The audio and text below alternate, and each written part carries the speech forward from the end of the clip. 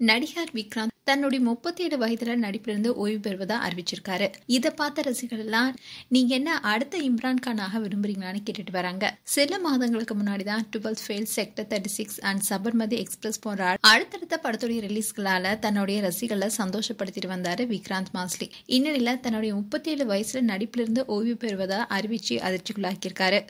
அதுல அவர் என்ன சொல்லியிருக்காருன்னா, 2025ல தன்னுடைய ரசிகர்களை கடைசியா ஒரு முறை மீட் பண்ண போறேன். கடந்த சில வருஷங்கள் அண்ட் அதுக்கு முன்னாடி நடந்த எல்லா விஷயமே ரொம்பவே அற்புதமானது. நான் உங்க ஒவ்வொருத்தருக்குமே நன்றி சொல்றேன். அண்ட் 2025ல நம்ம ஒருத்தர் கடைசியை சந்திச்சுப்போம். கடந்த 2 படங்கள் மற்றும் பல வருட நினைவுகளுக்கு மீண்டும் நன்றின்னு சொல்லியிருக்காரு. அதோட என்றென்றும் கடன்பட்டவர்னு சொல்லி நிகழ்ச்சி ஏற்படுத்தியிருக்காரு. அண்ட் விக்ராந்த் இப்போ ஜிக்ரி அண்ட் ஆன்கோன் கி குஸ்தாகி 2 படங்களும் நடிச்சிட்டு வராரு. அது மட்டும் இல்லாம சினிமாவில இருந்து ஓய்வு பெறுவதா இவர் சொன்ன உடனே பல ரசிகர்களும் அவங்களுடைய கருத்துக்களை சோசியல் மீடியால பகிர்ந்துட்டு வராங்க.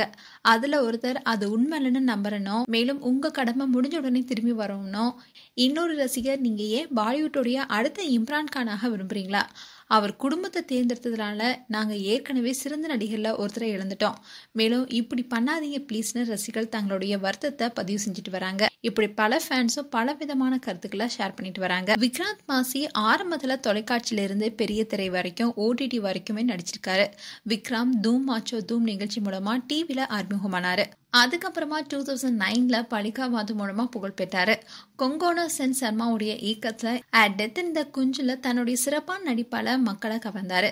And Sabha, Ram Prasad Ki தவரி, Haseen dilruba, gaslight போன்ற படங்களை விக்ராந்த் தன்னுடைய நடிப்பு திறனை வெளிப்படுத்தியிருப்பாரு. Broken but beautiful, criminal justice, Mirzapur போன்ற வெப்தொடர்லயும் அவர் நடிச்சிருக்காரு. அண்ட் இவரு 12th Fail படத்துல ரொம்பவே நல்லா நடிச்சிருப்பாரு. இந்த படத்தின் மூலமா NDTV Indian of the year நிகழ்ச்சியில ஆக்டர் ஆஃப் தி இயர் ட்ராஃபியும் வென்றாரு. இப்போ விக்ராந்துடைய இந்த முடிவு பலரையும் அதிர்ச்சிக்குள்ளாக்கியிருக்கு.